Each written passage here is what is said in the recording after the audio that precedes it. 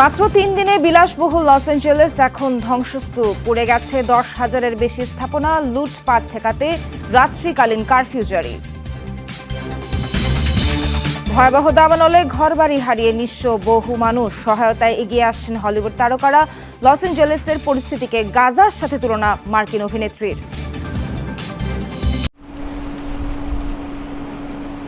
যুক্তরাষ্ট্রের ইতিহাসে স্মরণকালে সবচেয়ে ভয়াবহ দাবানল নির্বাপনে ক্যালিফোর্নিয়ায় দিনরাত খাটছেন ফায়ার ফাইটাররা। ৪ দিন পেরুলেও কমেনি অগ্নিশিখা, বরং দাউ দাউ করে ৬টি এলাকায় জ্বলছে আগুন। ২৪ ঘন্টায় শুধু প্যালিসেডেই পুড়েছে আরও ১,০০০ একর। সুখবর তো দূরের ব্যাপার, উল্টো পরিস্থিতি আরও খারাপ হওয়ার পূর্বাভাস দেওয়া হচ্ছে। দিক পরিবর্তন করে এখন কাউন্টির উত্তর পূর্বেও ছড়াচ্ছে আগুন।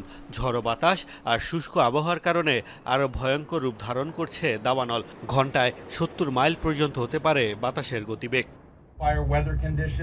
দাবানলের এই ভয়াবহতা বুধবার পর্যন্ত থাকবে।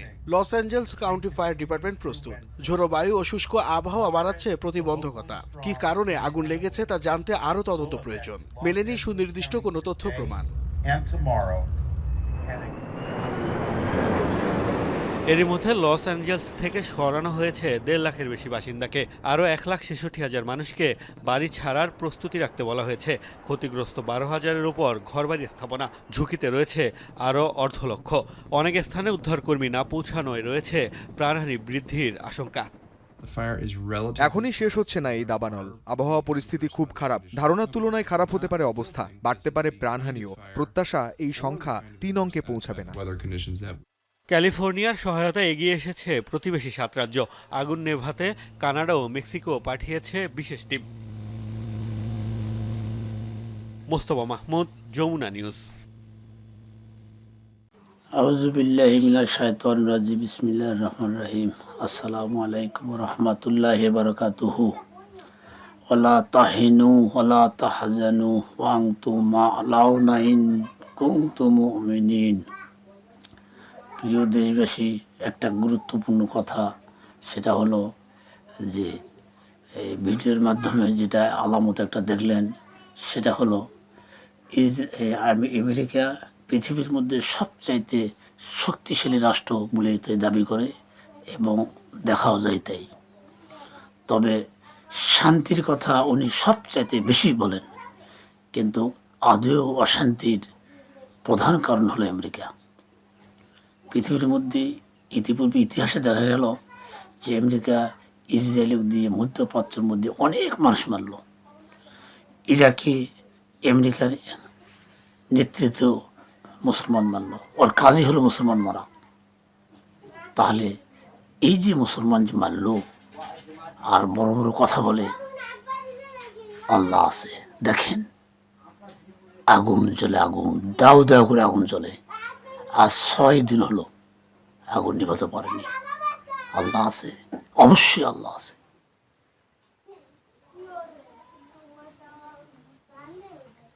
আমি আমেরিকা এবং ইসরায়েলকে সাবধান করে দিতে চাই, মুসলমানের বিরুদ্ধে লড়বেন না। লড়লে পৃথিবীর মধ্যে স্বর্ণ অক্ষরে ইতিহাস হয়ে যাবে, যা এই কলঙ্ক মুছতে পারবেন না। উচিত শিক্ষা পাই যাবেন। আগুন নিমাতে পারেন না, কি সরঞ্জাম আছে আমেরিকাতে, কিচ্ছু নেই, কোনো কিছু কাজে লাগবে না, সব ধ্বংস হয়ে যাবে। সাবধানে যান, মুসলমানের বিরুদ্ধে লড়বেন না। ফিলিস্তিনের গাজার প্রতি যে আচরণ, এটা শোভনীয় নয়।